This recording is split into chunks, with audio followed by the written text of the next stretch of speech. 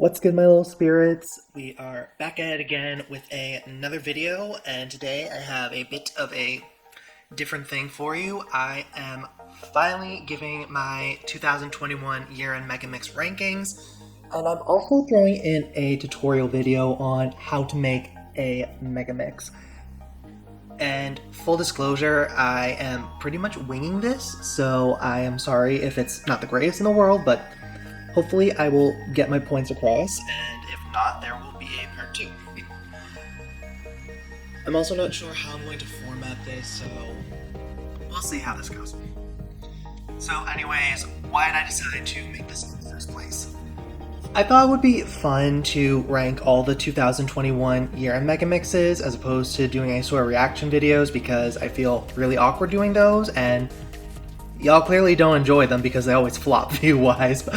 Like, no hate or anything of that nature. Like, I get it. I am not the most entertaining person to watch react to things. But, yeah, I figured I don't enjoy that format. Y'all clearly don't enjoy that format when I'm doing it, which, again, I totally get. So, let's do something different.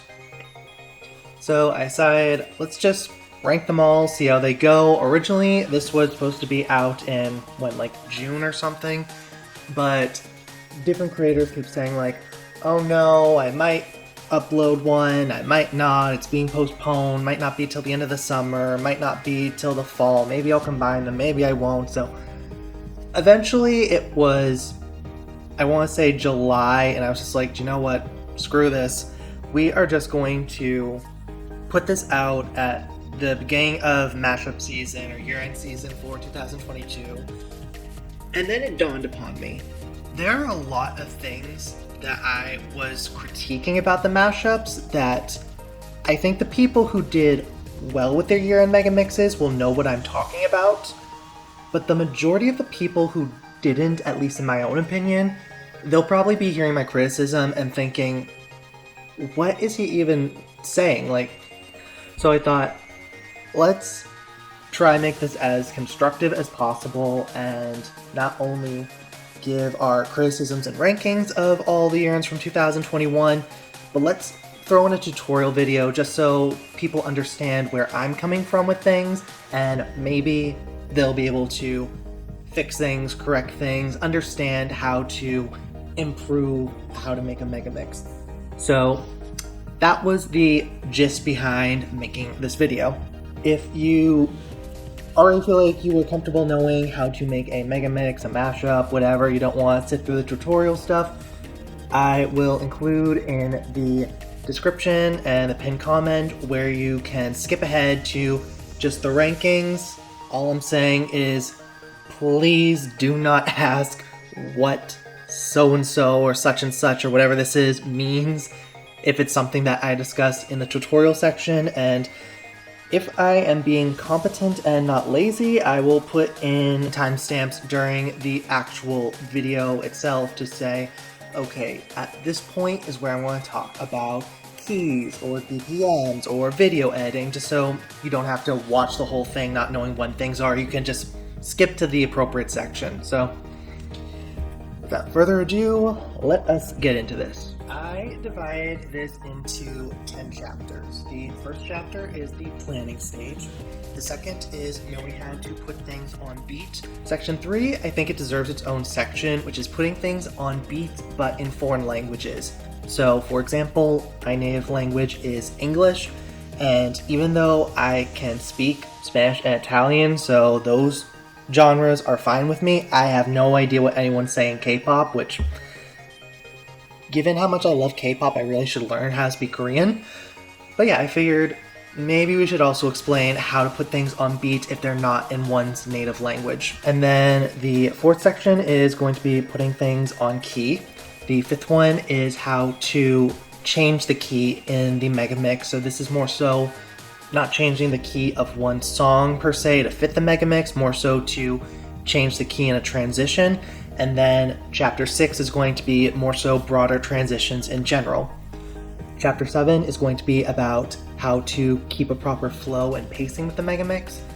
Chapter 8 is going to be about the volume.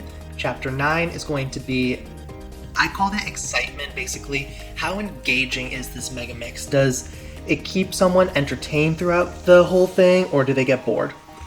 And finally, chapter 10 is where we'll be talking about video editing. Okay, so we are starting off with chapter 1, which is the planning stage. So there's actually more to this than a lot of people might expect.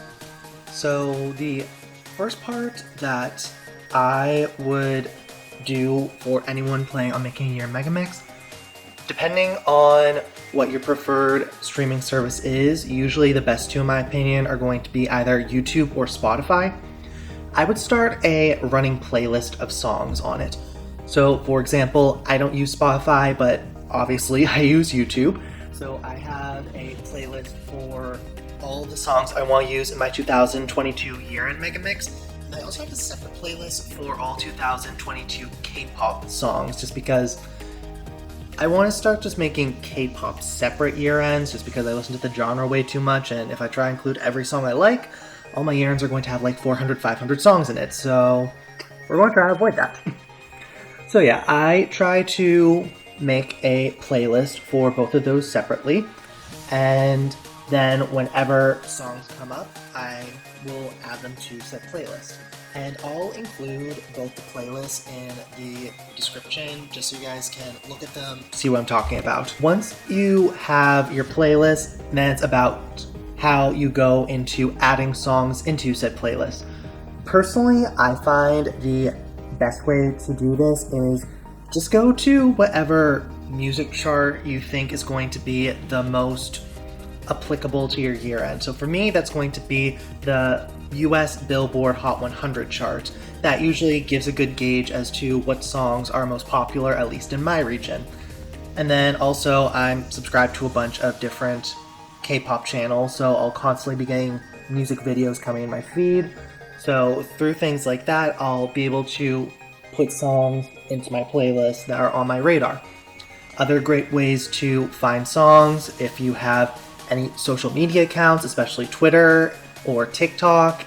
I personally don't have a TikTok, but if I'm looking on my Twitter feed and everyone's talking about this song, even if it doesn't have many views on YouTube or it's not charting very high, at least I get a sense that that song is resonating with the public a lot, so I'll throw it on my list.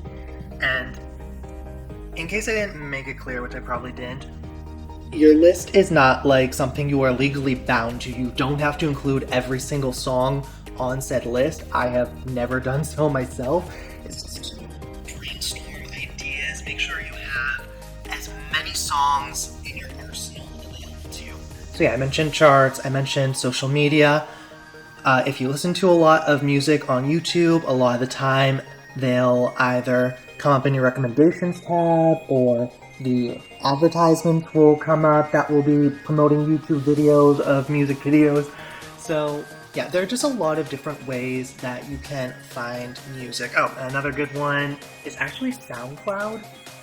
Sometimes that can be a little tedious because it's not always going to be like year locked in terms of, oh, it's only going to have you listening to songs from one year specifically if it's on shuffle, but every once in a while a song will come up that way.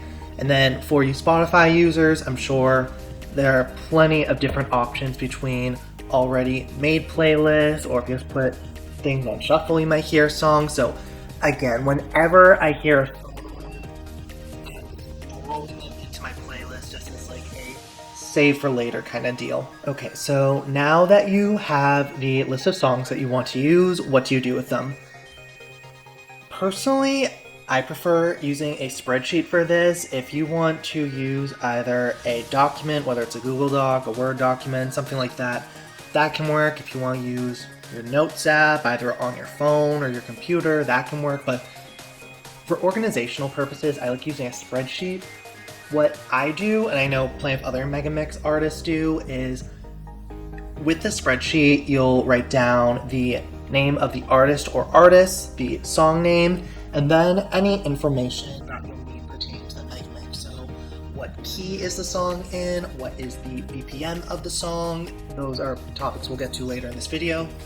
And then other things such as Do you want to incorporate the song in a more intense section, a sadder section, upbeat section, or maybe the song does or doesn't have a music video for you to use, so you want to write a note about there's this fan video that you want to incorporate instead, or a live performance. So just keeping tabs on little miscellaneous things that are good alongside the song name as well as its key and BPM information, which in my opinion is the most important stuff you'll need for the song. So by having a spreadsheet, a notes app, a document, anything of that nature, it will allow you to keep tabs on things, and this is something that you're just constantly going to be updating throughout the year, especially as newer and more accurate information becomes available. Okay, so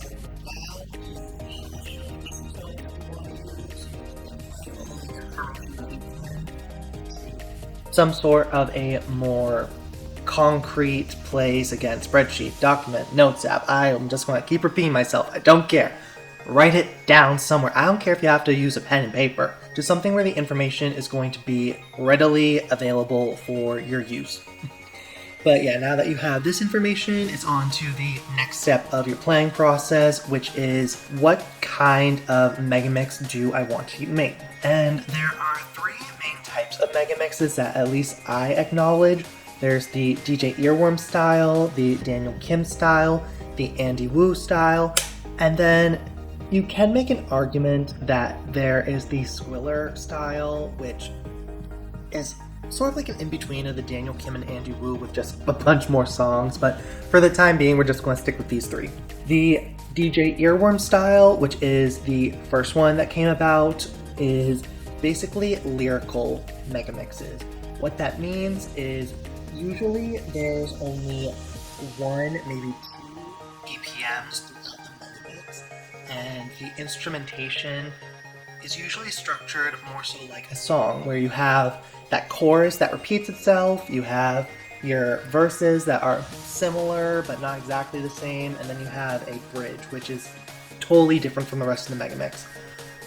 Where this is really impactful is the fact that because the chorus repeats itself and because it has that song-like structure, people aren't going to get bored with that repetition most of the time because they anticipate it. So with the DJ Earworm style, the biggest hindrance is that not all the time will the lyrics align properly in a sense that really sounds appeasing. So sometimes you might need to speed songs up too much, slow them down too much, and it's just very hard to find that perfect balance where the songs aren't transformed too much to the point where they sound really distorted, and to where the lyrics make enough sense that they don't sound forced. So when it works, it's amazing. When it doesn't, it can be a bit of a mess. So that can sometimes be the more riskier version. And next we have the Daniel Kim style. So this one came about a little later than the DJ Earworm style. What this one thrives on is that the mashup continuously just keeps moving and usually doesn't repeat songs, never repeats sections. It's just constant, fast-paced, change. And what makes this really cool is because of how it doesn't remain stagnant at any points, it usually becomes the most entertaining to listen to. But that means you have to keep up every section. If there's ever a drop in how exciting the Megamix is, it can quickly derail things. So you gotta be a little more careful with these ones in that sense. Unlike the DJ Earworm style, where people anticipate that the choruses are going to be the most impactful parts and maybe the verses might slow down more, this doesn't have that advantage. So therefore, you have to make sure that just every single section is going to resonate with the listener. But because you aren't focusing on the lyrics pretty much as much, if not at all, that makes it a lot more kind of lenient with the mashup creator. They don't need to worry as much about the songs making sense so much as them just sounding good. And then the third style that I want to highlight is the Andy Wu style. This is where the chapter-based megamixes come in. So, full disclosure, I am not the biggest fan of this style just because, unlike with the DJ Earworm and Daniel Kim styles, this sometimes runs the greatest risk of the mashup kind of being not cohesive. That's the word I'm looking for. So yeah, it runs the risk of it feeling like the mashup isn't one unified body of work and chopped up into multiple segments. This is the mashup style in which transitions are so crucial, and if you aren't as comfortable with making transitions in a Megamix, I would probably stick with one of the other two styles first and then work your way to this way. So you have your song list, you have all your information readily available, you've picked between one of the three styles to use in your Megamix. I would definitely not recommend overlapping the styles just because that can mess with the flow of the Megamix, which is something we'll talk about later. So what are we going to do now? Now we have to plan out the sections of the Megamix, including how we're going to structure them and the lengths based on what we have available. So typically what most people do in this day and age is usually have at least one section that's very happy, upbeat. Usually the BPMs are around 20 or 30 beats per minute.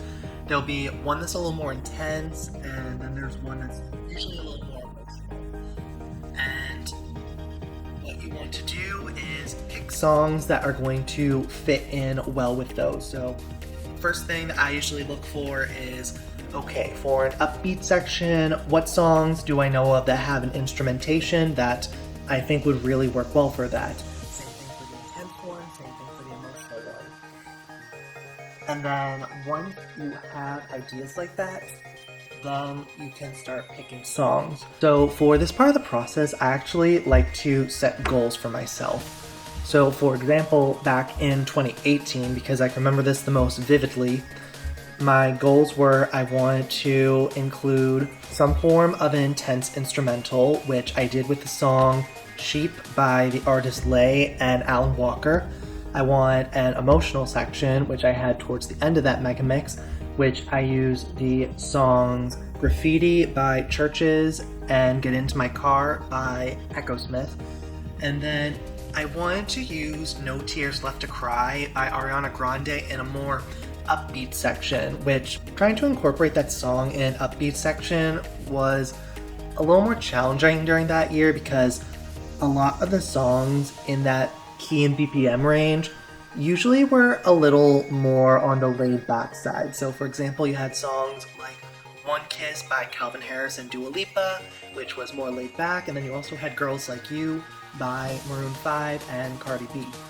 And that is a little more not only a laid back but also an emotional song instrumentation wise. I wasn't sure what I was going to do, and then finally in August of that year I am at work listening to the radio playing, which is another great way to find songs, and the song Sweet But Psycho by Ava Max starts playing. I fall in love with the song immediately. I start scavenging the internet for available materials. And I found instrumental, and right then there I knew that was going to be my instrumental for that song. So yeah, not only do you have to pick the structure of the Megamix, it's also good to plan ahead as much as possible what types of sections you want. For example, again, in my current 2022 year Megamix, I started it, but I really don't have a plan for it right now, and neither did I when I started, and it's making it a lot more difficult. So one of the ways that you can really avoid this is just familiarize yourself with the music you're listening to. Once you have your playlist of music, just listen through it, which I neglected to do this year, and get a sense of, oh, I really like this song for an instrumental, maybe this song I'll use this section for an acapella, and stuff like that. And then the final two things that I'll normally look into when it comes to choosing what songs to incorporate are what do they have for available materials, and then also is there a music video available for it? Because personally I am not a huge fan of including songs without music videos, just because I feel like it makes it hard to fill in gaps sometimes when editing, which I'll talk about later.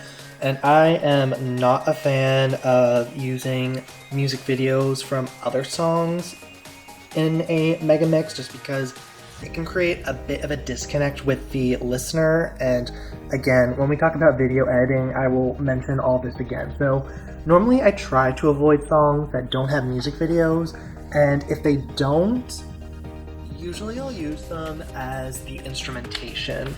And then also there are just the available materials that you need to take into consideration. So what do I mean by materials? Materials usually can be boiled down into one of three categories: acapellas, instrumentals, and stems. Acapellas are the vocals of a song without the instrumentation, and the instrumental is the inverse of that. So just the instruments in the background, but nobody singing. Sometimes people will post instrumentals, but they'll still have some background vocals, not the main singing, but that's a totally different subject for the time being. Most songs will only have acapellas and instrumentals available to the general public, and every once in a while a song will either have no acapella to it. This is pretty common with both rock and EDM songs, or it will have no instrumental in the song. This usually happens like right before the chorus or right at the end of a song, so sometimes you can get away with using the original material, just the original. But I would recommend looking for acapellas and instrumentals first before you try to resort to that. And then we have stems. So what are they? Stems are when not only do you separate the acapella and instrumental from each other in a song, but then you separate all of the individual layers. So for acapellas, there are usually three parts to it. There are the lead vocals, which is what you usually hear up front. There are the background vocals, which usually are there to complement the lead vocal, but aren't always present in a song. And then you have what are known as ad-libs. Usually you'll hear these with artists that are more vocally competent. A great example of an artist with a lot of stems available who incorporates a lot of ad-libs is Ariana Grande. These usually don't have as much structure. Again, complement the lead vocals and layer on top gives some more dynamics to the song. And the same thing can be said about the instrumental and the stems for that.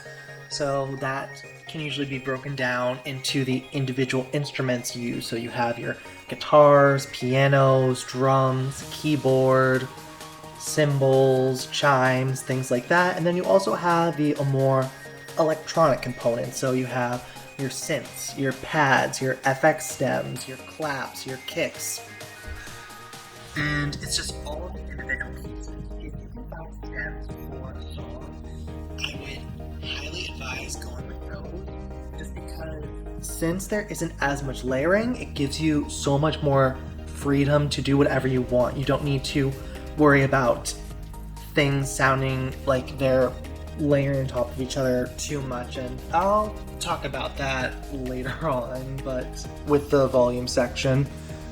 But yeah, you don't want too much happening at once, or it can sound a little too chaotic. So the more stripped back types of pieces of the song, which are in the stems, those usually work a lot better. So I talked a lot about choosing what you should and shouldn't do based on what's available, but where can you find things is the next question.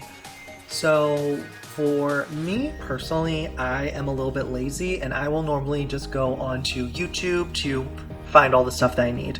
Let's use Into You by Ariana Grande for example. If I want to find the acapella for it, I'll look up Into You Ariana Grande studio acapella. That word studio is going to be so important because you want the acapella from the original song. You don't want to pull up a person covering that song from like 5 years ago where they aren't singing in key, they're not singing on beat. Like, you want the acapella for the original song. So look up studio acapella. And then for the instrumental, you can just look up Ariana Grande Into You instrumental. Normally, for most songs, the first things or the studio instrumental, you don't have to worry too much about covers. I would be cautious when looking up instrumentals.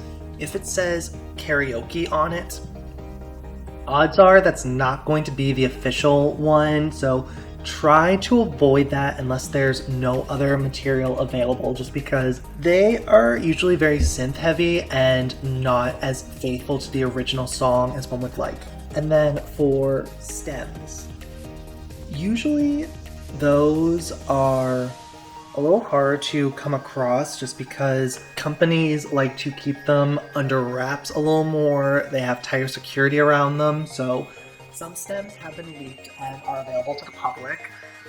Others have not been. Some you can buy from certain websites or certain people, but usually I would say avoid doing that just because I personally think it's a little scummy for someone to be selling stems that don't belong to them. But that's my own opinion. Where I usually look for stems is this website called remixpacks.club, and I will link that in the description as well. This is going to be one very long description, isn't it? And then, of course, you can always look up things on Discord. There is this Discord server called Mash World, and it's where a lot of mashup artists conglomerate, basically, or congregate. There we go, that's the right word. I'm trying way too hard to sound smart on this, aren't I?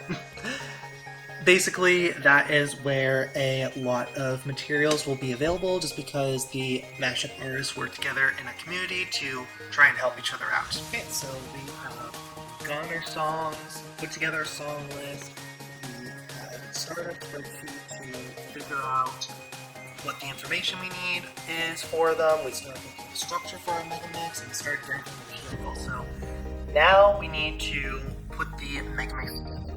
So this is the software to put things on beat. So fortunately, BPM info is usually pretty straightforward. BPM is per minute. So if you play a song for only 60 seconds, being the length of a minute, how many times are you going to hear a beat played? Most songs are in the common time signature abbreviated with a capital C. This is also known as 4/4, meaning that the numerator, the top 4, means that they are going to be 4 beats in what is known as a measure, and a measure is basically a section of music in layman's terms. And the denominator, the lower 4, means that a quarter note is going to be the equivalent of 1 beat. So you'll hear 4 quarter notes, or any musical equivalent to that, within a measure. For this, if you want a more in-depth explanation, I'll see if I can find a good video for that in the description. There are some very, easily digestible music theory websites and videos out there that can explain this as well as I can, but I'll try to see what I can find. So yeah, for BPM, it's pretty easy to determine. As a matter of fact, if you take a song or its instrumental, being the song being the full thing, the vocals and the instrumentation, the instrumentals just without the instrumentation, you can usually drop it into your program, software, whatever you want to call it, and it will more than likely detect what the BPM is already. Let's talk about software for a second. I use the software Ableton Live for creating Megamixes. I know some people use Logic Pro, some people use FL Studio, some people use Virtual DJ. In my experience, I found that Ableton works the best over everything in terms of just being comprehensive, user-friendly, in terms of just being able to do more with it. So It does cost money to use Ableton, but in my opinion, I've been using this for, let's see, I started Mashup making in 2013, so we're going on almost 10 years next year, and I would say it is absolutely worth the price. When you put your music into the software, it will usually detect what the BPM is, and for songs in that common time signature, the 4/4, these softwares are very accurate with that. If you can't find the BPM, a website that I like to use, which I found is pretty accurate overall, is throw that in the description as well. Well, you guys are not going to be able to find anything in the description. There's going to be so much in there. Maybe I'll put this in the pinned comment. I don't know. We'll get to that. But yeah, so when it comes to finding the BPM, if the program can't detect it accurately enough at first, usually songbpm.com is my last resort go-to. If you are a part of the Mashworld server on Discord, there are sections where people can request what the BPMs are for songs, and there are people in the server that analyze things. This is true for the keys of the song too, but we'll talk about keys in depth in a little bit. In the off chance that you just cannot find the BPM for a song anywhere, which has happened to me with some lesser known songs, especially on the K-pop genre spectrum, what you can do is in Ableton there is a metronome feature. What you can do is when you drop the song in, the software will find what it thinks the BPM is based on algorithms or something. I don't know how it works. And you can use that metronome feature to check it. So it doesn't matter what the BPM of the project is, as long as you have the song in the correct BPM, it's in the right time signature, or it's in the correct BPM for its respective time signature, which that's something else we'll talk about in a second. And you have it lined up on one of the solid numbers, which if you look at Ableton, it has like 1, 1.2, 1.4, 1.6. Put the first beat of the track on one of the integers. So 1, 2, 3, 4, 5. Don't put it on any of the ones with a decimal, it will throw things off. But if you have it in the right BPM, you align the first beat with one of those integer numbers for the metronome to start working. And then you play it, the metronome will hit the notes exactly where they're supposed to be. And you can fiddle around with this a bit. So let's say you have the first note on 1. Usually that means that the first note of the 5th measure, if this is in 4/4, just because most chord progressions will go through 4 measures before repeating themselves. Usually that 5th measure will start on the 5 line in the project. So if you see that it is a little further back from the 5, so the metronome hits on the 5, but the beat doesn't start until afterwards, that means that the BPM that you're using is too high, so you have to lower that in the project. If that 5th measure beat starts before the 5 line in the metronome, that means that the BPM you're using is too low and you need to raise it until it aligns properly.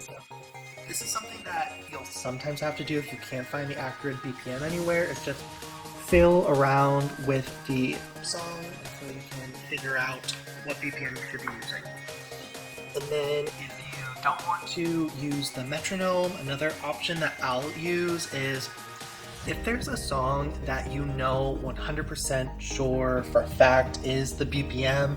So for example, some songs that I just know off the top of my head are Still Falling For You by Ellie Goulding is 96, Into You by Ariana Grande is 108, Unconditionally by Katy Perry is 129, and Psycho by Red Velvet is 140. By comparing the track you're trying to identify the BPM of to one that you're more familiar with, which is also a technique we'll use when talking about keys, You can align it that way if you either don't want to use the metronome, you don't know how to use the metronome, or if you just don't have that feature available. Okay, and then talking about time signature. So I talked about that common time, which is 4/4, and most songs are in that time signature. The other common ones that you'll run across are usually 2/4, 3/4, 6/8, and 12/8.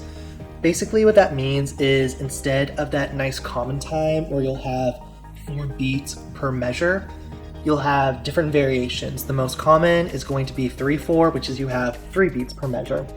This is common in a lot of ballads. It's also the time signature used in waltzes, that 1 2 3 1 2 3 1 2 3. And there are a lot of songs, Dangerous Woman by Ariana Grande, Stone Cold by Demi Lovato, etc., that use this. It's very ballad oriented. When you have a song that's not in that common time signature, no need to panic, you can still use it. The way that you do that is you take the BPM of the song in its natural time signature, again that 3 4 6 8, etc., and you multiply it by the inverse of the fraction. So let's say you have a song with a time signature in 3/4.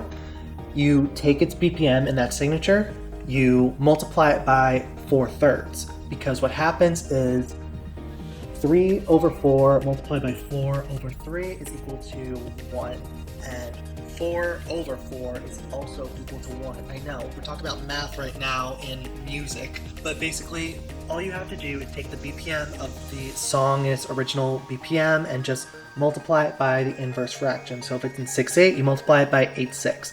If it's in 12/8, you multiply it by 8/12, and that will get you the BPM. Some songs don't work out exactly in a way that you'd want. So for example, with Ariana Grande's Dangerous Woman, the BPM comes out to 89.3333, so it's repeating 3. Even though technically you could input all those 3s into Ableton, I don't think you'll ever be able to get all of them because it's an infinite number, but when it comes to things like this, just round up to the nearest hundredths place and you should be fine. So if it's 0.3333, just mark it down as 0.33. If it's 0.66666, just mark it down as 0.67. You don't need to go overboard with it or anything. And then we also have to talk about measure order. So the way in which songs are organized is pretty important when it comes to the chords, and even though this could be a key thing, I want to put it here. So when you look at the measure order for a song, that's going to be important when combining it with other songs. So sometimes I'll see this happen where another mashup artist, or even sometimes myself, I'm just as guilty about this, let's not try and kid ourselves, will put, let's say, the acapella from the first measure of one song with the instrumentation from the second measure of another song, and even if you put them in the same keys, because the chord progression is slightly different, it's going to mess things up. So when you put two songs together, make sure you're always putting them in the appropriate measure order. This becomes important when some songs will have a stop before the chorus or something else. A lot of songs with trap inspiration will do this, where you'll have the bridge, da da da da da da da, stop something, and then the chorus starts. When that happens, what you'll want to do is cut the acapella at the beginning of the stop and shift it over to where the chorus begins if the chorus starts where that stop was, because otherwise what's going to happen is you're going to have the first measure of the chorus of the acapella where the stop is, the second measure is going to go where the first chorus, or the second measure of the acapella is going to go where the first measure of the instrumental is in the chorus. Then you're going to have the third measure of the chorus of the acapella with the second measure of the chorus of the instrumental, and it's just completely off. So you have to make sure that you're keeping the measure order correct with the acapella and the instrumental respectively. So yeah, let's go into putting acapellas on top of instrumentals. So when it comes to the acapella, where every inflection point in the word is and where the phrasing is layered, that's going to be really important, so that way the song sounds correct when you combine with an instrumental. If you have two songs and you put them in the same key, if the acapella is either too early or too late, or it's not in the correct BPM, which can sometimes cause it to be too early or too late, then it can still sound that it's supposed to be right. So when it comes to this, you want to make sure that your instrumental's in the right BPM, the acapella's in the right BPM, and then you need to line up the acapella where the BPM is. Some songs are actually really easy to do this. So, for example, the song Thought-ish, which it's not the actual name, but by Megan Thee Stallion, I'm just trying to not get demonetized. That song is great because the first word that she says in the chorus is immediately started on the beat. And you can hear this in my 2021 year in Megamix. I actually use that for key change, but we'll talk about key changes in a second. Because of that, it's so easy to just line it up with the acapella and instrumental because it's right there on that beat. Some songs, like Into You by Ariana Grande, which I'm just going to keep talking about this whole time, that is a little harder just because it doesn't start exactly on the word when the song starts in the first verse, but ever so slightly into it, so you just have to be really careful. What I will do if a song is like this and it's not easily just on top of the instrumentation, meaning if there is not a single word that I can find that starts off a measure, what I'll do is I'll actually take the instrumental that I am trying to use. I'll take the original audio for that song, so both the acapella and the instrumental together, just the song that you hear normally on the radio, in the music video, nothing's been altered. And I'll actually put that into the correct BPM and line it up with the instrumental. And then once that's lined up properly, I'll mute the instrumental, and then I'll line up the acapella track to the original audio. And this is actually really good to just make sure that you don't have any issues with your acapella track, because once in a while I have found that I'll download an acapella and for one reason or another, I don't know why, it would have been uploaded in the wrong BPM. So I'll know that I need to change the acapella in order to fix it. If I remember correctly, I believe I had to do this with the song Growing Pains by Alicia Cara in my 2018 Megamix, but I could be wrong on that. And yeah, this brings us into chapter 3, putting things on beat in foreign languages. So what I just described is putting things on beat, which is when you are lining up the acapellas with the instrumentation to make sure that the phrasing of the acapella remains the same as it would have been in the original song. You don't want it to be ahead of the beats, you don't want it to be behind the beats, and you don't want the acapella to be not set to the right BPM, because then, regardless of what you do until you fix that, it's going to be off somewhere. So when you have a song in a foreign language and none of the notes stand out, singing to the point where you can identify, oh yeah, this is exactly where the beat is, then using the method I just described of aligning the original audio to the instrumentation, muting the instrumentation, aligning the acapella with the original audio, making sure that you're checking right there that the acapella is actually in the same BPM as the audio was. And you can unmute the instrumentation, mute the original audio, keep the acapella unmuted, and then you can play them again together, and you should have the acapella on beat with the original instrumentation, regardless of what language it's in.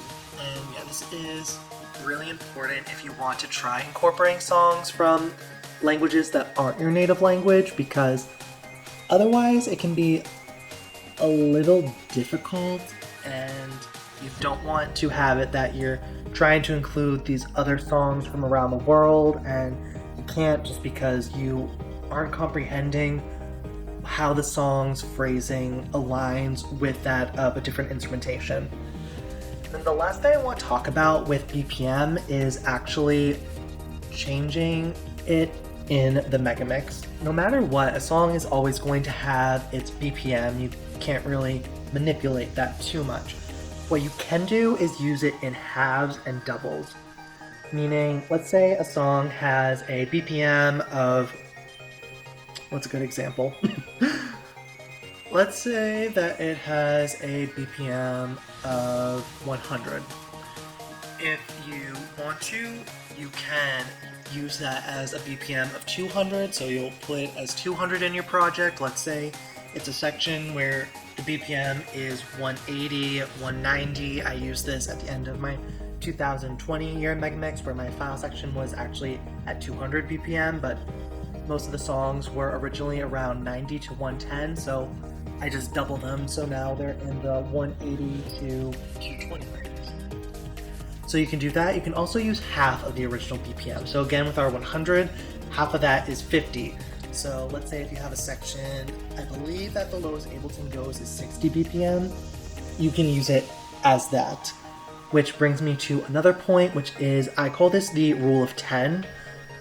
Most songs, usually I won't change the BPM by more than 10. What do I mean by that? When you take the original BPM of a song, so again, let's say it's 100, it should stay fine if your project BPM is anywhere between 90 to 110. So that rule of 10, 10 below, 10 above. If you divide it in half, so you're using it as 50, that's when the 10 also gets divided. So it could sound good at 45, it could sound good at 55. That lowest BPM that the project can have in Ableton, which is 60, might be a little too fast. And then same thing, when you double it, you can double the 10. So if you're going to run it as 200, now instead of 90 to 110, you could use it as low as 180 or as high as 220. Some songs, like ballads, you can usually go lower than the 10. I've had some ballads I can go as low as 30. So, for example, that would mean if the song is at 100 BPM, I can go as low as 70. And then more up-tempo songs, depends on the song. Again, some I've gone as high as 30 with. I believe in my Dua Lipa Megamix, Levitating, I put up by like 20 BPM or something, but that's a song that's up-tempo and can still sound fine, even if it's beyond a 10 BPM change between the acapella or even the instrumental and the project. And speaking of my Dua Lipa Megamix, this is also another place where I want to talk about a good example between using songs as halves or wholes. So both myself and another Megamix artist, my friend Megamix Central, both created Dua Lipa Megamixes, and we both started off with the song Physical, which has a BPM of 147.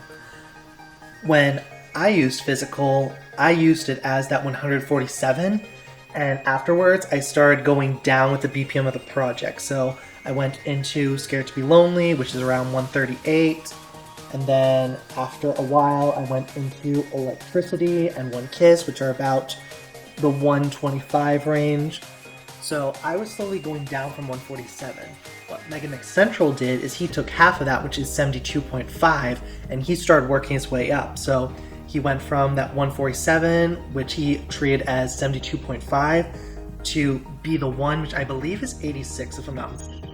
So in my opinion, those two Megamixes are a great way to show how you can treat a song as either its original BPM or its BPM half, because both of us start with the exact same song, but we go in drastically different directions with it.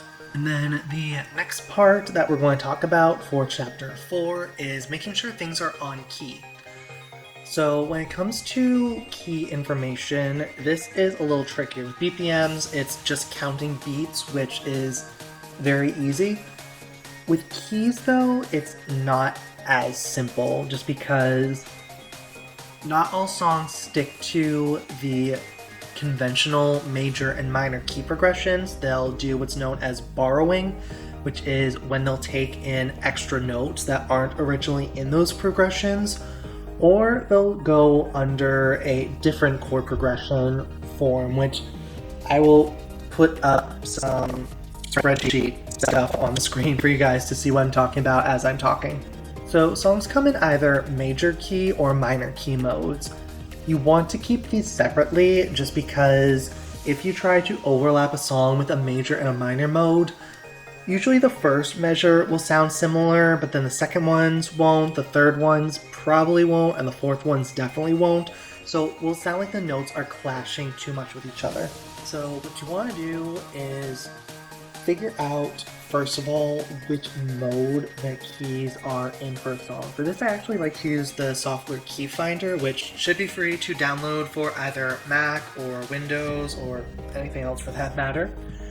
And basically what I use that for is mostly just confirming whether a song is in a major or minor key progression.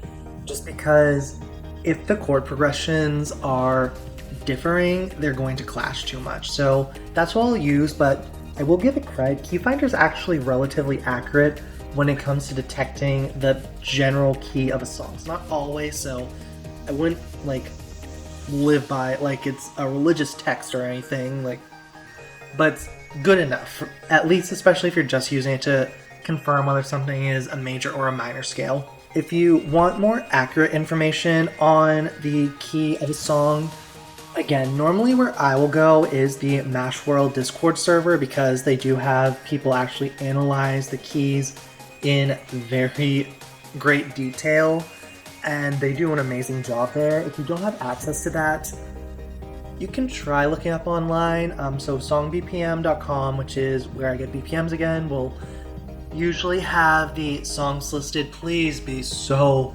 careful, because even though it will say something like, oh, the key is A, you have to read the text description below the song, which means you have to go onto the song's individual page most of the time. And it will say the key is an A, but it's in a minor mode. So that means it's actually more treatable like C major than A major. So you have to be careful. You're not just reading, oh, it says it's A, it's an A major. With that website, be careful about that. You could also try Toombat, which I'll be generous and say they're right 25% of the time.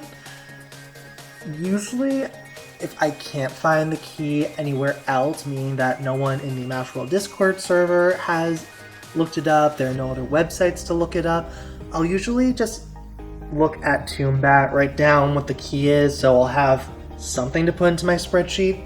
I'll check with Key Finder. If they match up, there's a good chance it's actually the right key, but when actually going and checking my project, I will actually go through the process of making sure that key actually works. How do I make sure that the key works?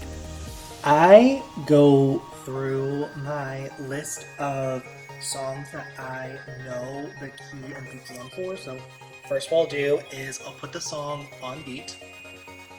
And then what I'll do is, if I am testing out the instrumental for a song for my year end, I will accompany it with the acapella that I know the information for, or vice versa. If I'm trying to use the acapella for my year end, I'll use the instrumental from the song that I know. I'll put them on beat, which we talked about in the last chapter, and then I'll do what's known as transposing.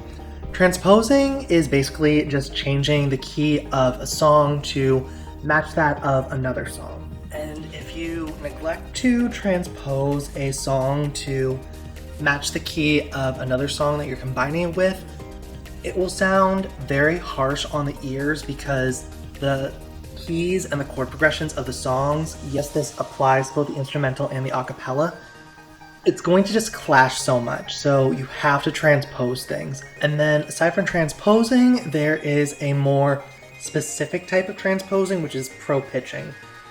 This is why I didn't like Logic Pro, because I couldn't figure out how to do this, whereas Ableton does have this feature. What pro pitching does compared to just transposing is it keeps the attributes essentially of the original audio. So some of you may be familiar with, if you change the key of a song, sometimes it will sound almost like Alvin and the Chipmunks if you put the key up.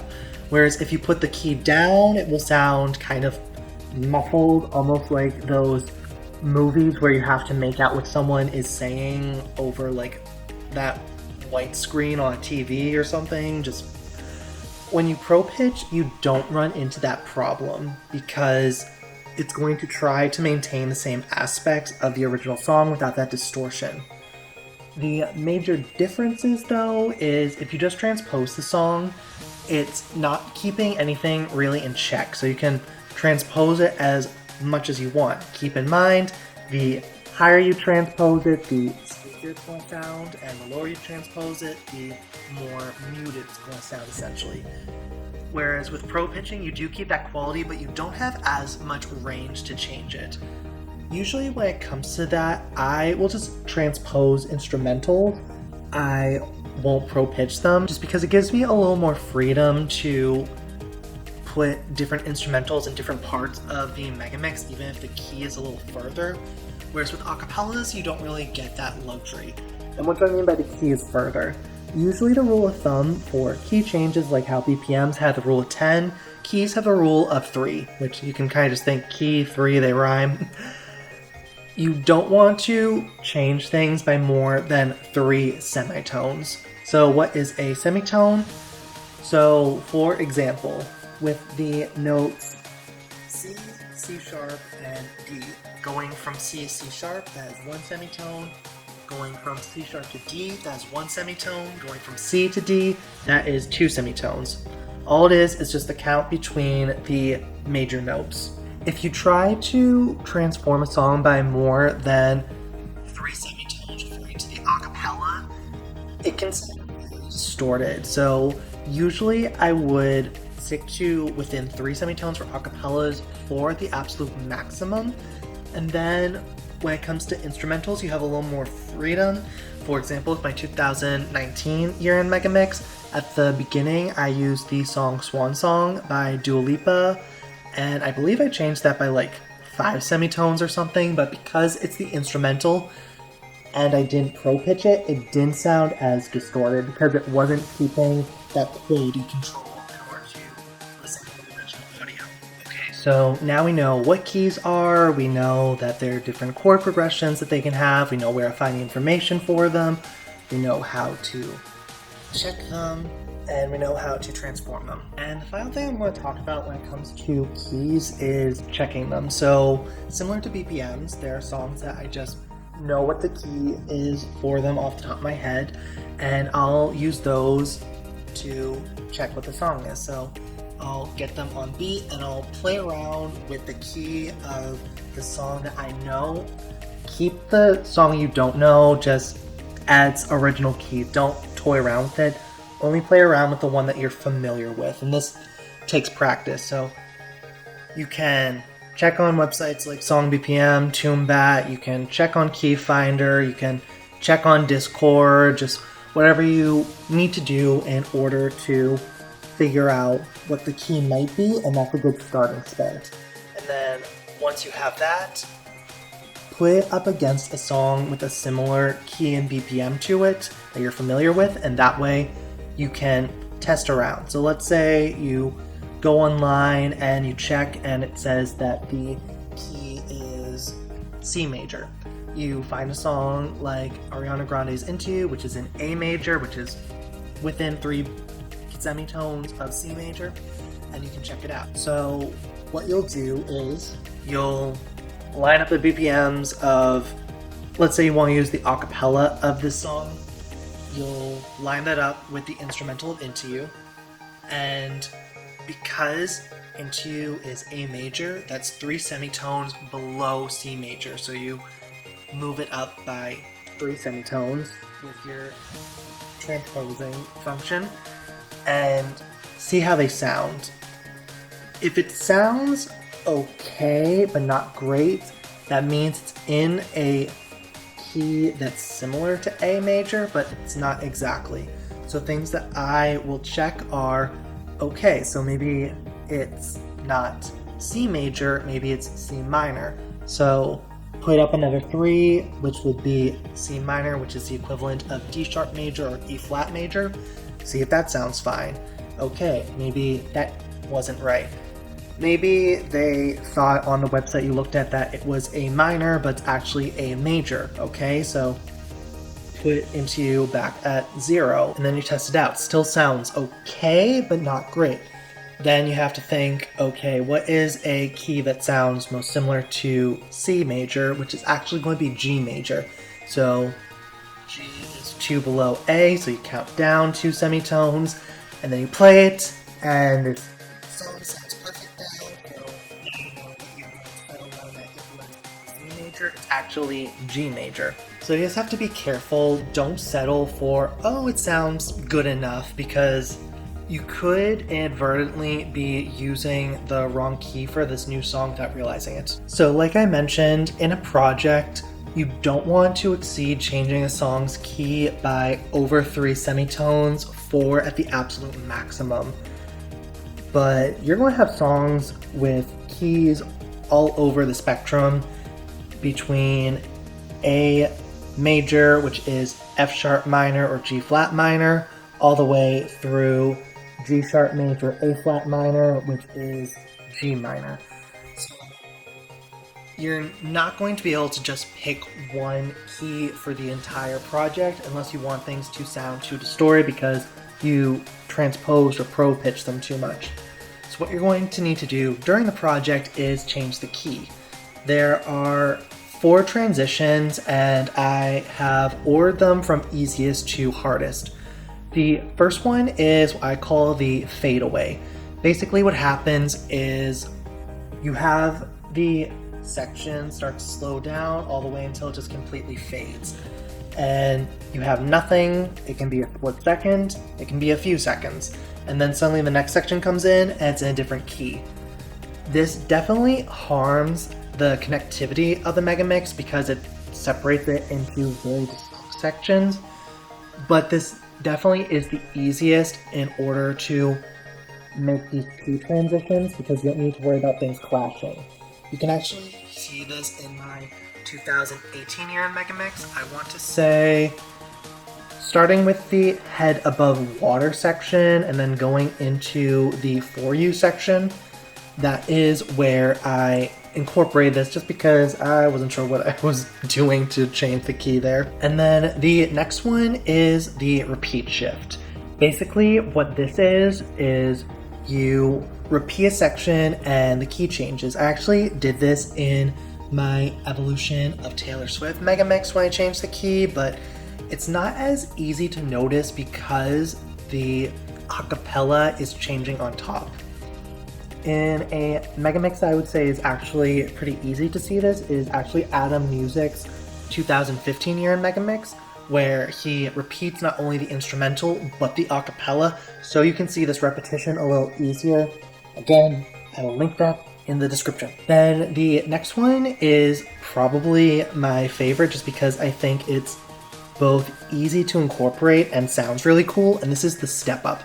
I used this both in my Evolution of Blackpink music video, or not music video, I used this in my Evolution of Blackpink Megamix and also my Evolution of Everglow Megamix. The first one can be seen in the Kill This Love section, where every time we go to a different measure of Kill This Love, the key goes up by either 1 or 2 semitones. And then in the Everglow Megamix, we have the same thing during the Bonbon Chocolat section, where again, every time you have a new measure start, or the everything, you gonna want my everything, then the key also keeps going up. This helps to keep the Megamix flowing, even if there is repetition. And then there is the hard switch. This is definitely the most difficult to pull off because you could either be making a 1 semitone change, a 5 semitone, a 7 semitone change. Regardless, there's going to be a distinct difference in the sonic of the sound. There are usually 2 ways that I would go about doing this in order to make it as seamless as possible. The first one is the way that I normally do it, which is if you look at the fifths of a music note, you can see what notes are more similar. So for example, if you look at a C chord, the notes go C, E, G, and the 5th note up top, the G, is the key that's going to be most similar to C, and you'll actually notice this a lot in that a lot of songs that are either in G major, E minor are often noted as being C major or A minor just because they sound so similar to each other.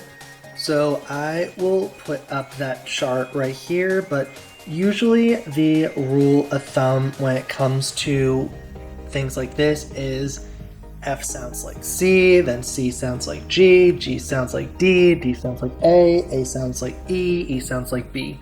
And then unfortunately it doesn't repeat that way, so you have to be a little cautious with how you tackle this. Most of my megamixes start with C and go to G, or start with D and go to A. I don't think I've started with G and gone to D yet, but yeah, so those in my opinion are the best to use for this, especially C and G because they sound so similar to each other. You can see this in my 2021 year Megamix, again with Megan Thee Stallion's song. It just immediately changes, and what helps with key changes is a lot of times in songs, if there's either spoken word or in a lot of rap songs, especially these days, the rappers won't be rapping in a specific key.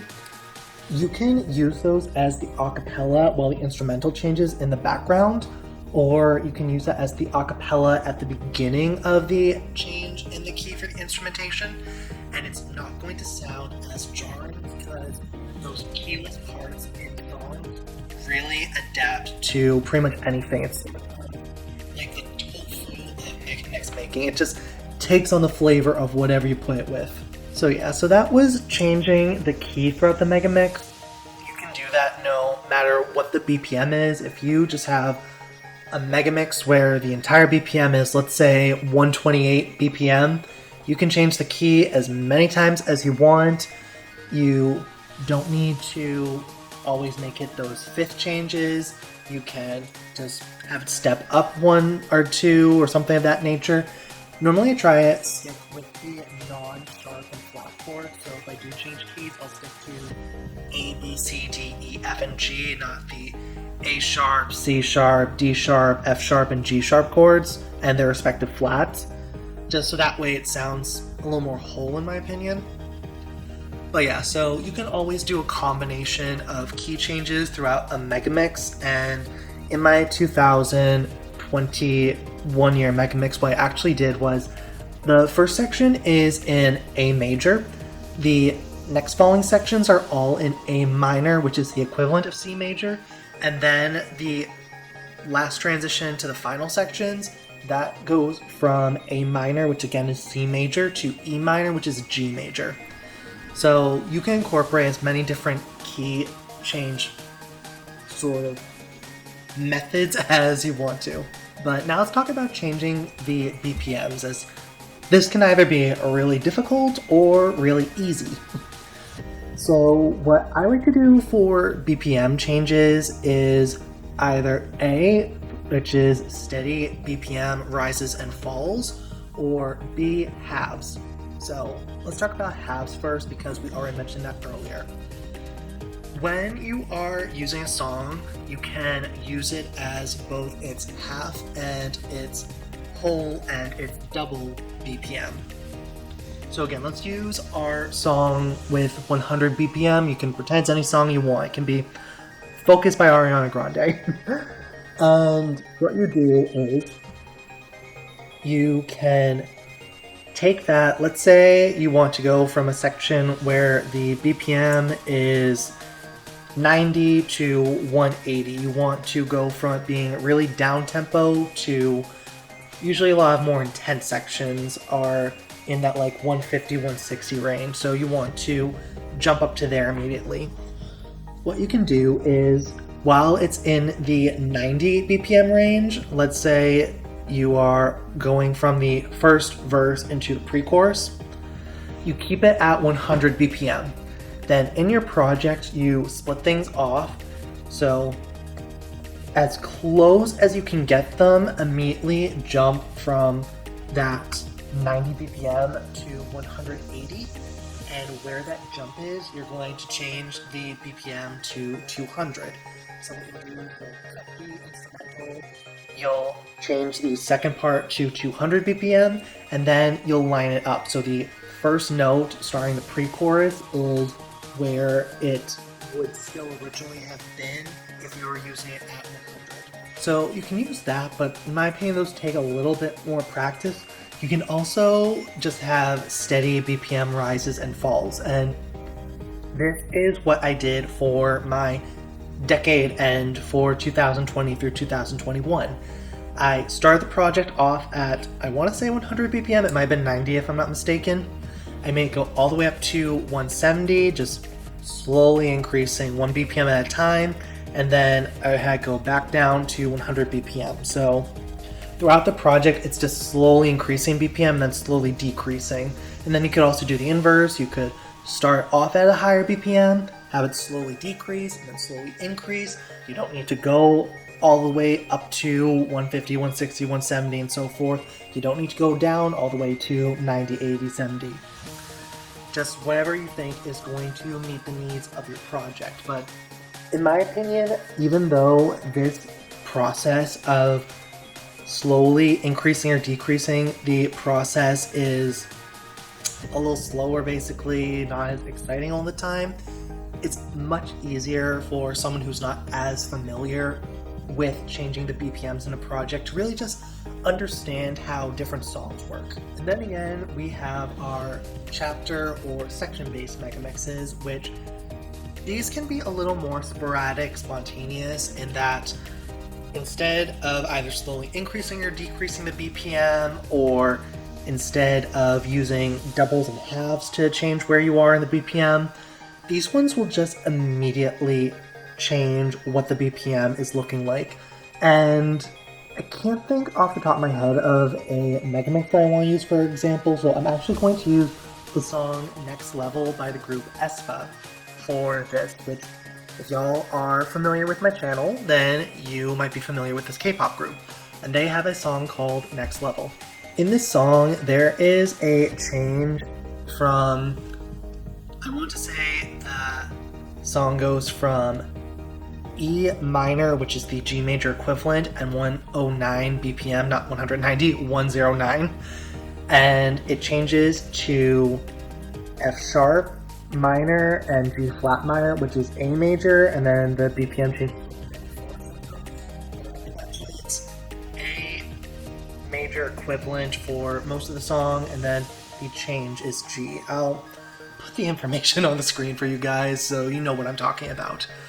But the song doesn't slowly change BPMs, and both 94 and 109 are obviously not the corresponding halves or doubles of them. So what they do is they'll drop in a little creative when it comes to how they change something. So you hear clap, clap, beat drop, there's a pause, and then there is a keyless vocal portion where Giselle says Navis calling, and then it continues at a new BPM and key. So you can see how it incorporates a few different strategies, being that keyless vocal, which we talked about for key changes, and then a fadeaway essentially with a few clap stems for the BPM change, and also in the key as well. So then it continues on that section, and then it has more clap stems at the end of it and goes back up to the original key and BPM that the rest of the song was. And then we have the song O.O by another K-pop group called NMIX.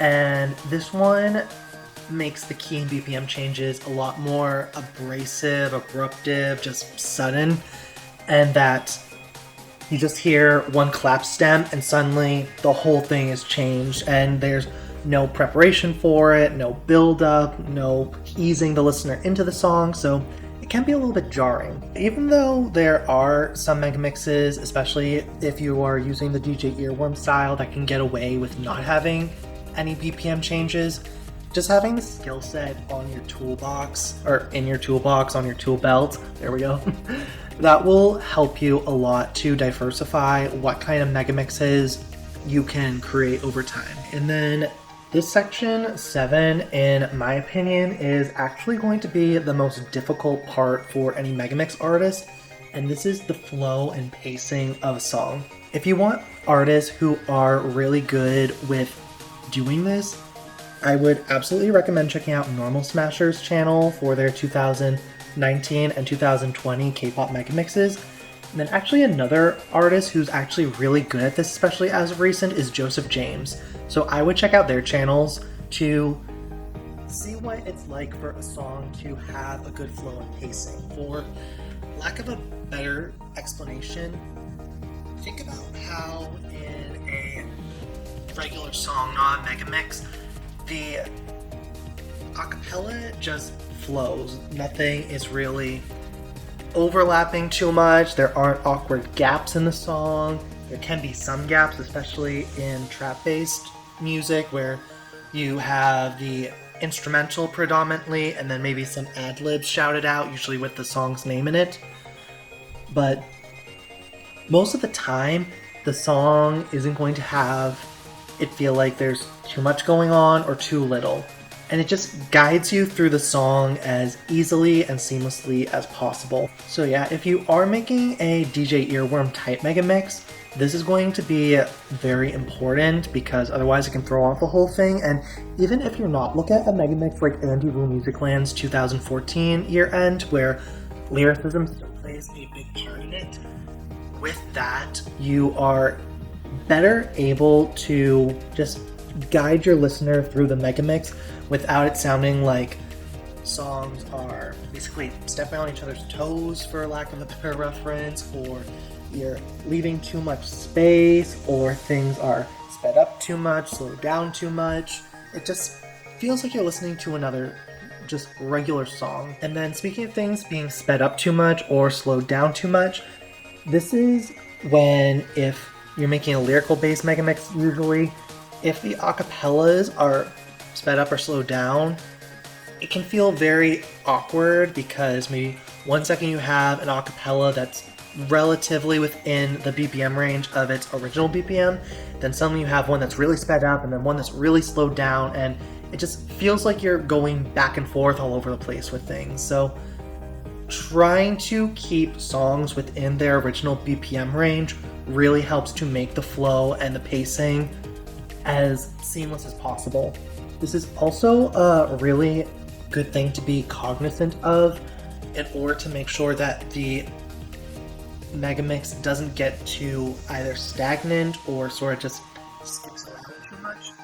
If you are having sections that just drag on for a very long time, there's not too much of a change in, then the flow and pacing feels off, it feels too slow.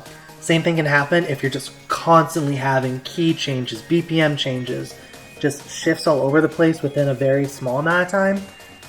It can just feel like the flow is too sped up and it's just leaving the audience behind. So I don't really have too much advice for this, because I feel like of all aspects when it comes to megamix making, this is when just practice comes in the most clutch. And if you're not practicing making megamixes very often, if you're only doing this around year-end season, then you're probably not going to really grasp this as well as some people who are just not even uploading all the time, just making megamixes in their spare time whenever they feel like.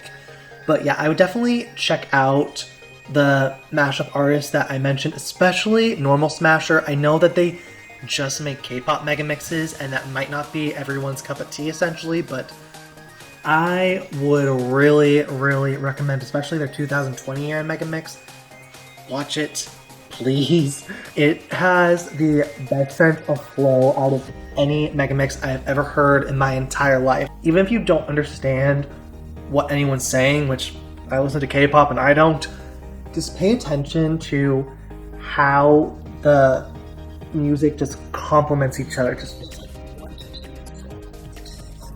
Moving on to chapter 8, we are going to talk about volumes. So there are a few ways that you can change volumes, and we're also going to talk about doctoring up the audio files while we're at it. If you look at the Ableton track file under the yellow rectangle with the track number, it will have an orange square. If you click on that, it will automatically bring you up to your track volume. If you don't see that or you don't want to do that, you could always do another method, which is if you look at the track number and then the file type, so it will say the number and then audio. Right under that, there's a drop down, click on mixer. Once you've done that, there's a second drop down below that, click on track volume. You can change your track volume in a few ways. You can click on the top bar of the file, which usually has some sort of color, which it was given in coordination with the track line that you put on. And once you do that, you will see a bar that you can click on that should be either a red dotted line or a solid line, and you can bring that up or down with the track. You can also just highlight certain parts of it as opposed to the entire file. And same thing, you can bring it up or down to coordinate with how high or low you want the volume for that specific track. Normally, I would say don't play around with this too much until after the project is complete, or at least the draft of the project is.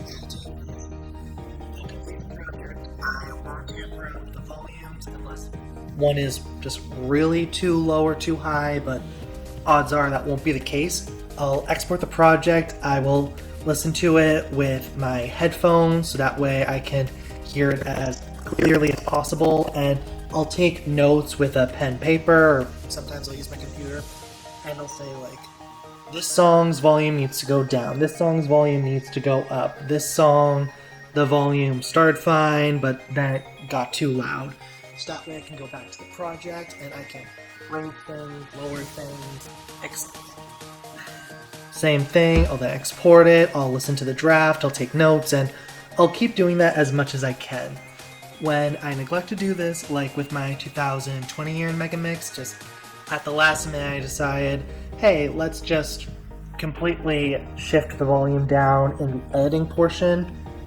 Yeah, that's why it's so low at the end and you can barely hear anything. And then another thing that you can do, this won't change the project or the track volume, but if you go to the lower left-hand corner where you change your keys, you can also change what's known as the dBs, which is short for decibels. And the decibel level is basically just how loud it is. Everything starts off as 0. Some tracks, you might want to put that down a bit, especially if you look at the audio file and it seems that that black noise section where it's showing how much volume is being made on the track, if that looks like it's filling up too much both on the top and bottom, you might want to lower the dBs just a bit to compress it in so it's not as loud or chaotic. And once in a great while you might want to change the decibel level up. This is usually pertaining to acapellas if they're too quiet. Personally, what I would advise doing is, instead of doing that, just raise the volume to the maximum. If it's still too quiet, just start adding duplicates of that acapella track on the other lines that aren't muted, just so that way the volume still increases without having to increase the decibel level.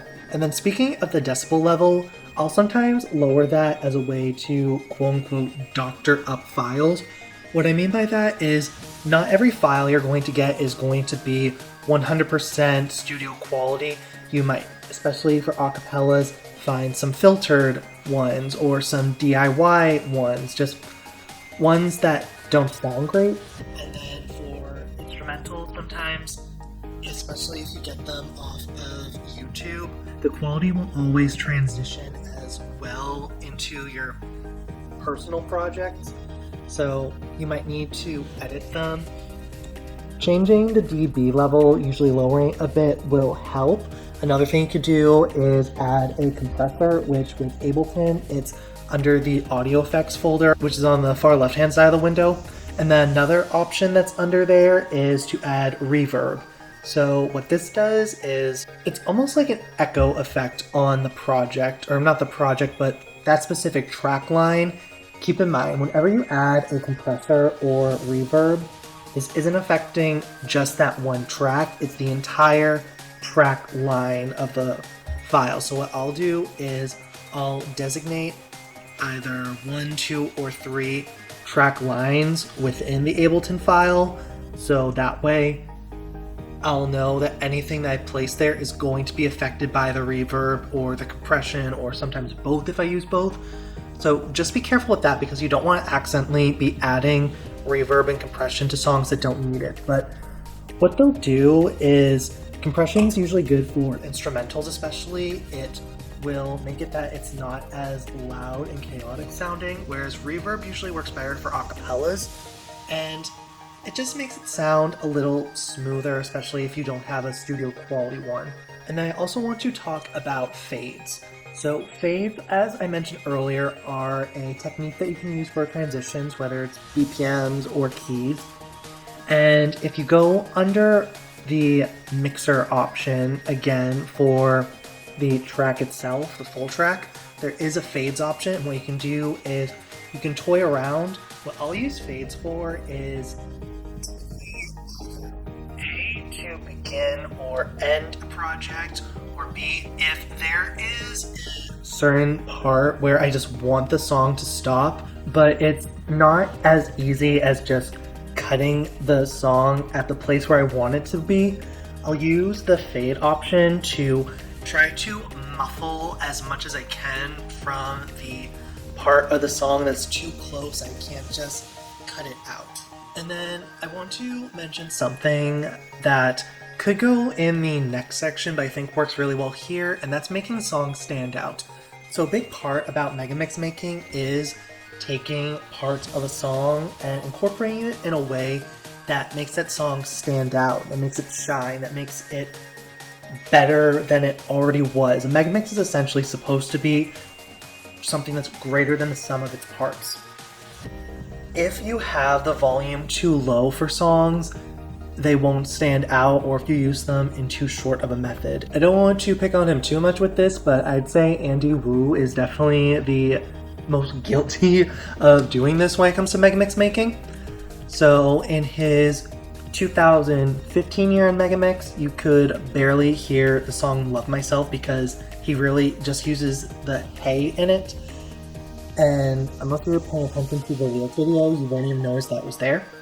And then in 2016, it's hard to tell that he's using Lush Life in the third chapter of it because he's just using some background vocals that are a little bit on the muted side.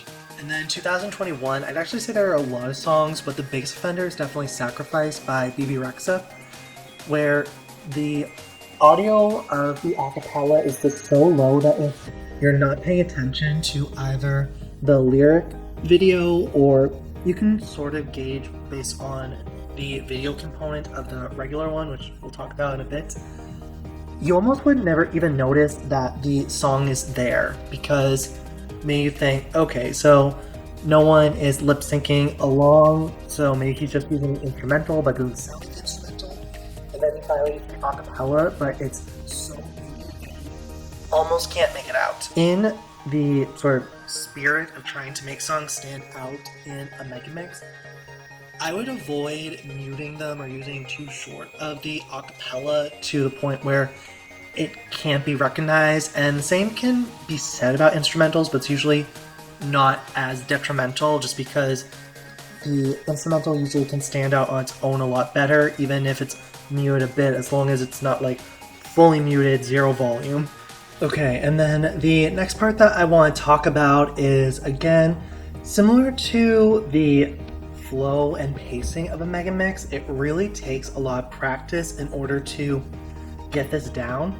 It's how to make a Megamix entertaining. One thing that I've noticed, especially with people just starting out Megamixes, and by the way, please don't take this as me trying to insult you if, especially you're just starting out and you do this, but some people will just take the instrumentals and just basically slap acapellas on top of them without really feeling like there's any sort of passion behind them or something of that nature. And it still sounds good, but it doesn't really move you. And by move, music can elicit so many emotions from people. It can either make them happy, it can make them sad, it can make them angry, it can make them feel very empathetic. So music as a medium has so much potential and capability, and some of them are not really into it, and others struggle a bit.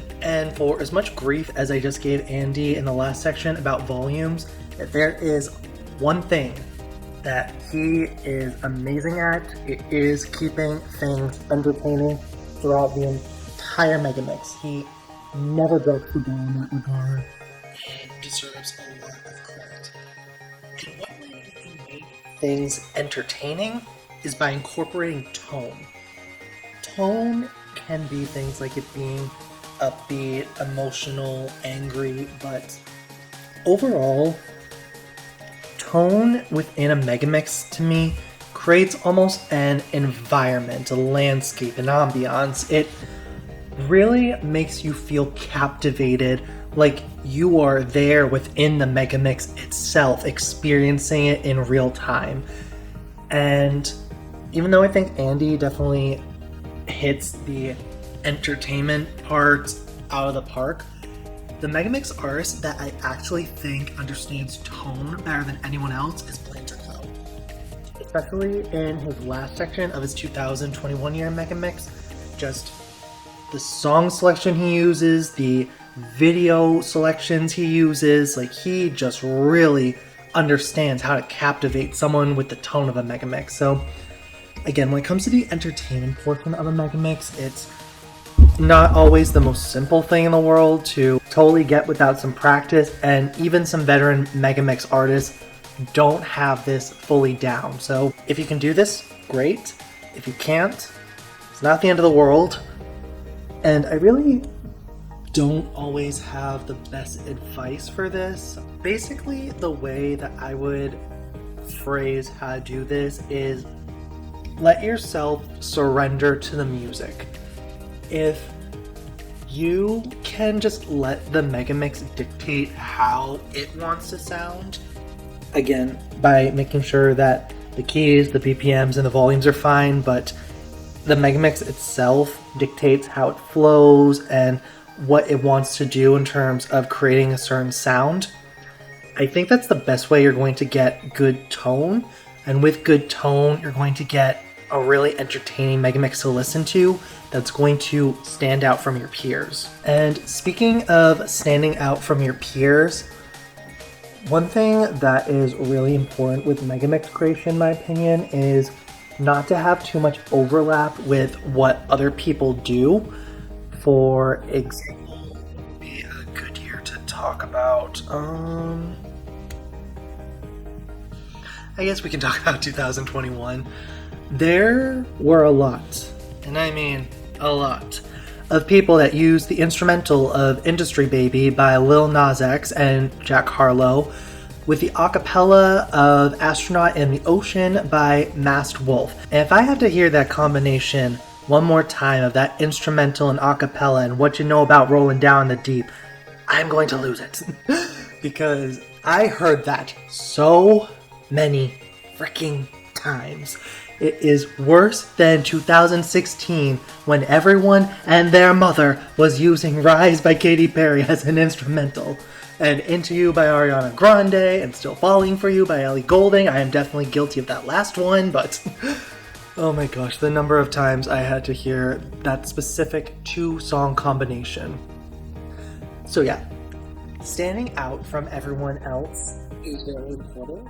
So understanding tone, excitement, flow, rhythm, pacing, phrasing, stuff like that, and choosing unique song choices to go together, it's really going to give you an edge on everyone else. Okay, and finally, we are on our 10th chapter, our last one, which is video editing.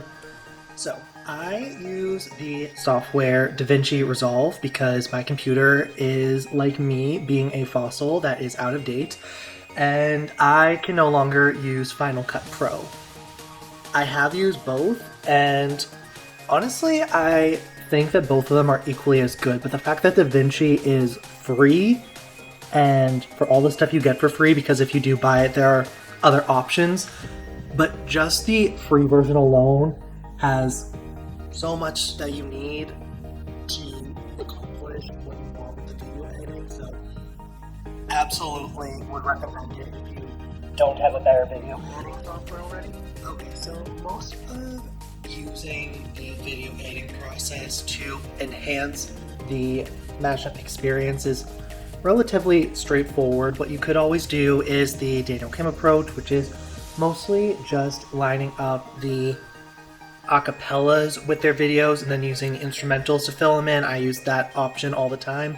You could do the anti-woo option, which is taking video sections from videos used throughout the entire Megamix and putting them together.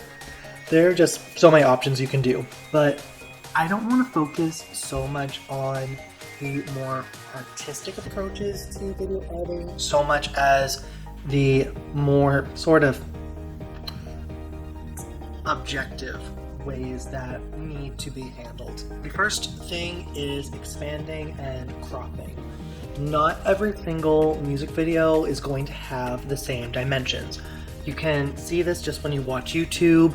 Most of them either have one of two formats, which is either the music video takes up the entire screen, or the music video has a black bar both on the top and the bottom. That means it's been cropped a little bit.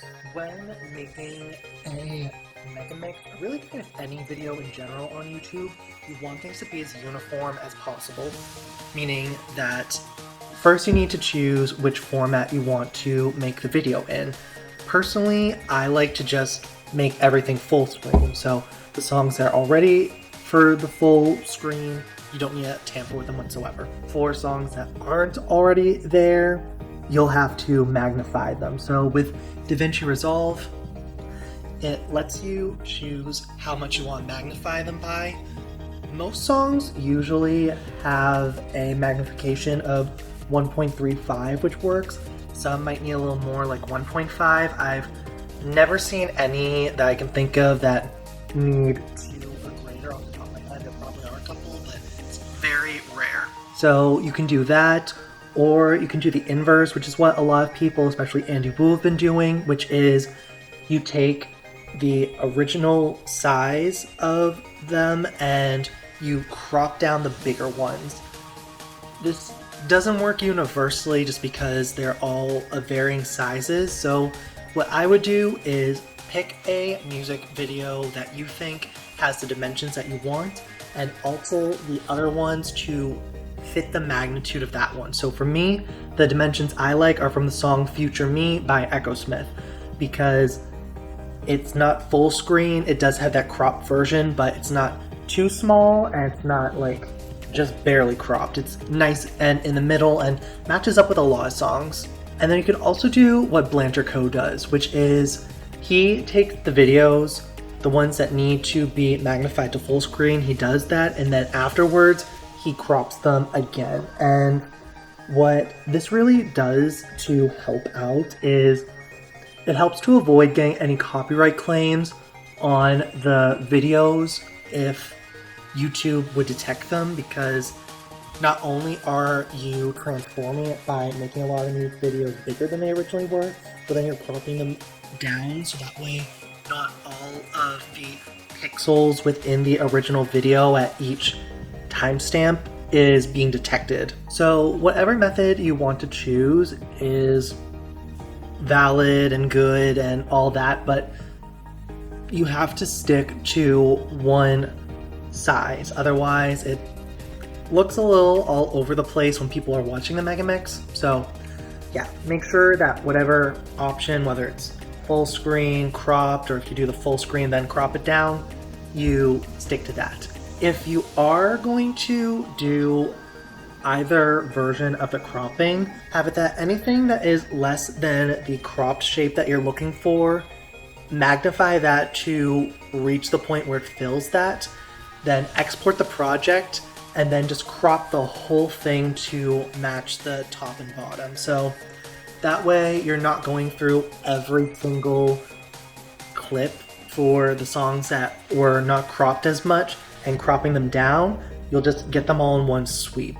The only way this does work though is if you do magnify those sections that were cropped too much from the get-go to reach the minimum sort of volume or area that you're looking for. The next thing that's really big that I think a lot of people don't always get when it comes to video editing is lip syncing. So when it comes to making a mashup, Megamix, any other project, you want to try to avoid having, when artist is singing lyrics and you can see them lip syncing, when there's a moment that there is no singing from that particular song. What that does is it creates a disconnect with the audience because they're now trying to listen for that particular part in the song, but they're not hearing it. What I would do is one of two things.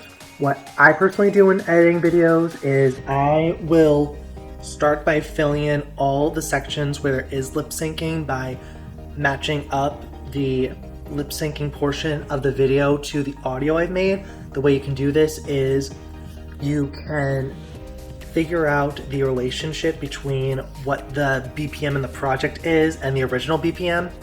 So again, we'll take our song with 100 BPM that I've been using. What we can do is, let's say that we have it in a section that's at 105 BPM. With DaVinci Resolve, it goes off of percentages.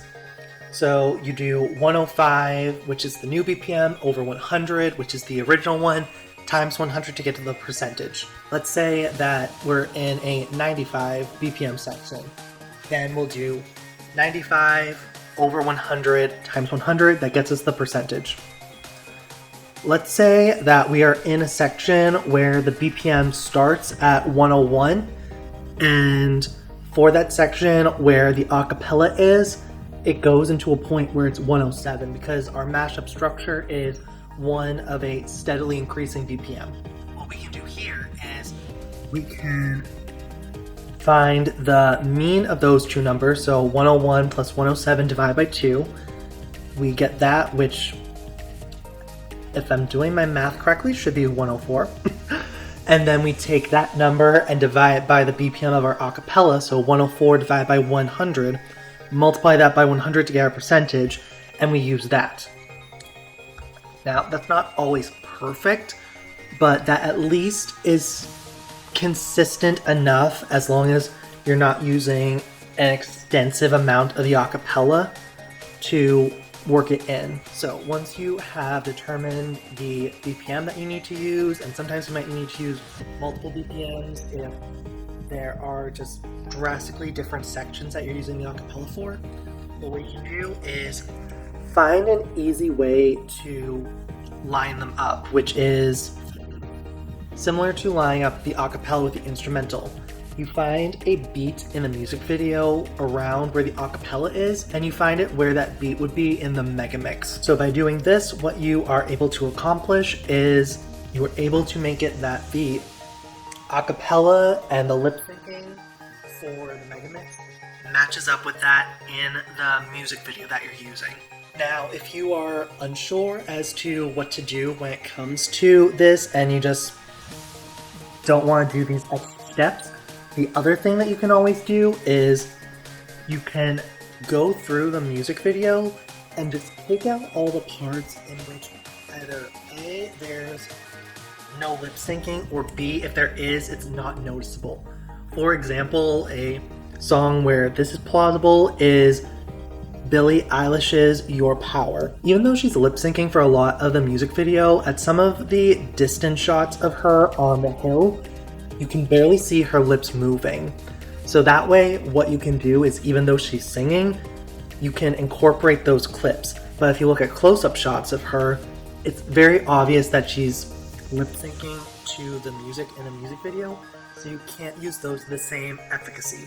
So yeah, you don't want to have these sections where the singing is not in line with the lip syncing, or there's a disconnect. So either A, just don't bother with that whatsoever, just use sections of the music video where there is no lip syncing going on or it's not noticeable. Or B, what you can do instead is you can just go through the steps that I mentioned, which is lining up the percentage of how fast or slow the original song is compared to how you used it in a Megamix, which is a little more difficult, but I think the payoff is better. Okay, and now let's talk about fast cuts. A fast cut is just a little term that I came up with myself, and it's when you use too short of a interrupts the pacing of it. So let's say, hypothetically, you have one music video where you have a 3-second clip, and then there's like a fifth, a tenth of a section that is there, and you're using a lip syncing portion for the next video, so it has to be aligned in one spot. And that little second clip is there. It interrupts both the videos and just looks out of place. So what you can do is one of two things. Either A, you can see if the other video, if you use what comes before the lip syncing portion starts there and it fills in the spot, that's great. You can, I guess, three things. You could extend that clip that's too short, so that way, even if it interferes with the lip syncing part, you don't have that just like one clip in, clip out. Or what I like to do more of the time is take a third clip. This can usually just be the instrumental, again, where there's no lip syncing taking place. Put that right on top of where the other two sections were intersecting.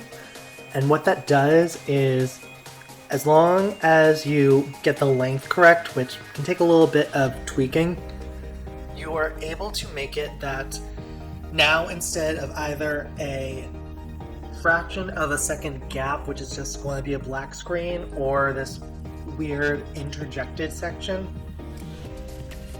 now what you can do is have another video on top of it. So you have like a 3-second clip, a 3-second clip, and then a 3-second clip. Okay, and then the next thing is what to do for songs without music videos. I personally am not a fan of using songs without music videos in my year ends, just because of this one reason. And it can be a little tedious to figure out what to do in place of them. So there are a few options. What I default to most of the time is I will just use the instrumental for that section. If the instrumental doesn't have a music video, then I'll just use parts where there isn't lip syncing from the acapellas to fill that in. What I've seen other people do is use other music videos to fill that in, but like I mentioned, it creates a bit of a disconnect with the listener because suddenly you're expecting to hear parts of this other song and it's just not there. And then some people get a little more creative, in my opinion, and they'll do something such as they will use maybe a live performance, or there'll be some fan-made videos. I do this all the time with the song Kiss and Makeup by Blackpink. There's a fan-made video with a car commercial that Dua Lipa was in or something of that nature. And I will just use that for the music video, and I've seen plenty of people do that as well. So there are things like that that you can do.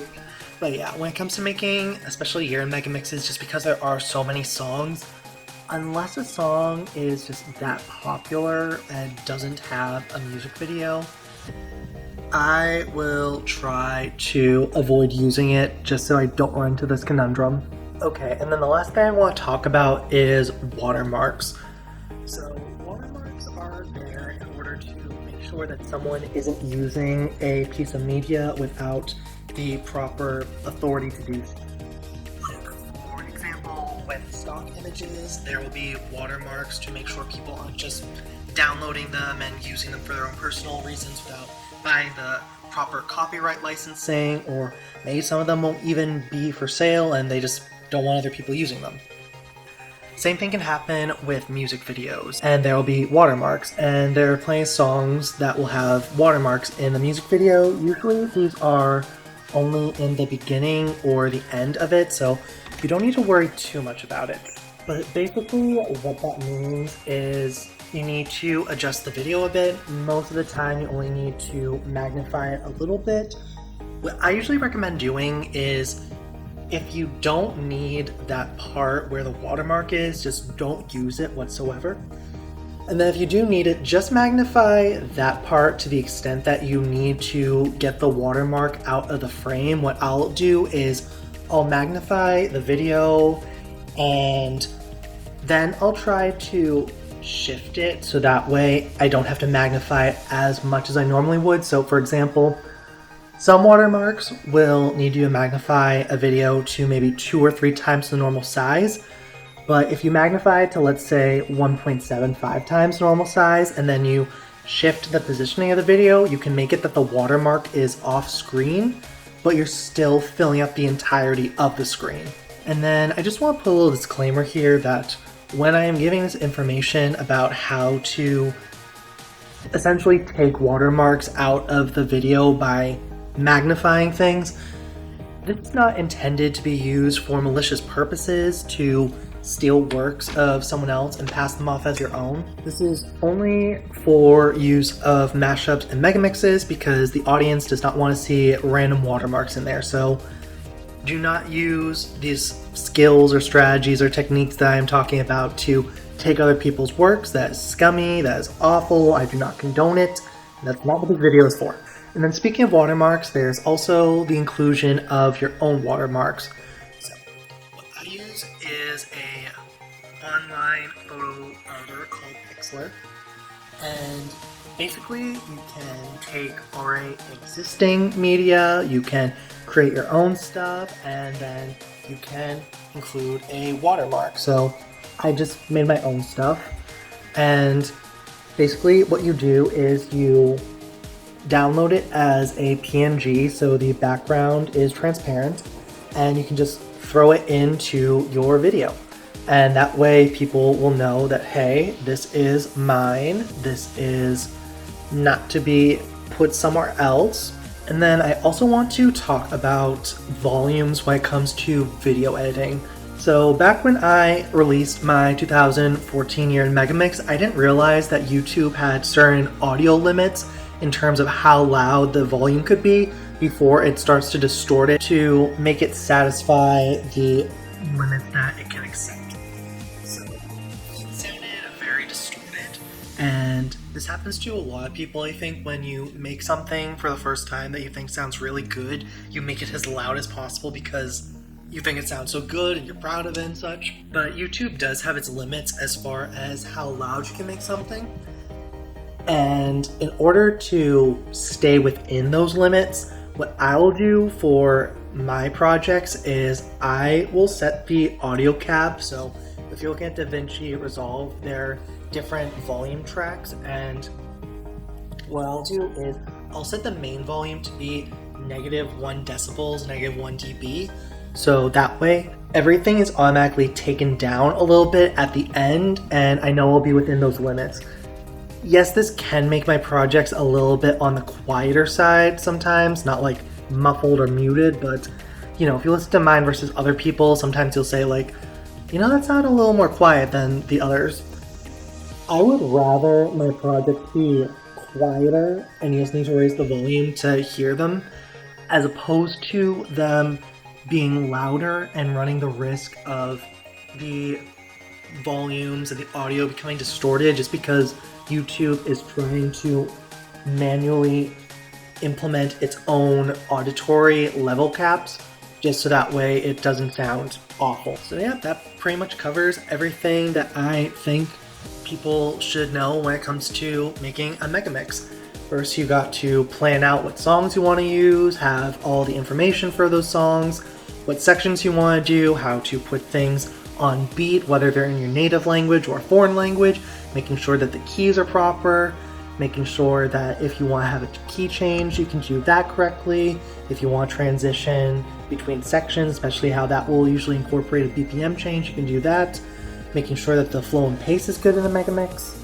Making sure that the volume, both with the Megamix itself and then the video editing process are fine.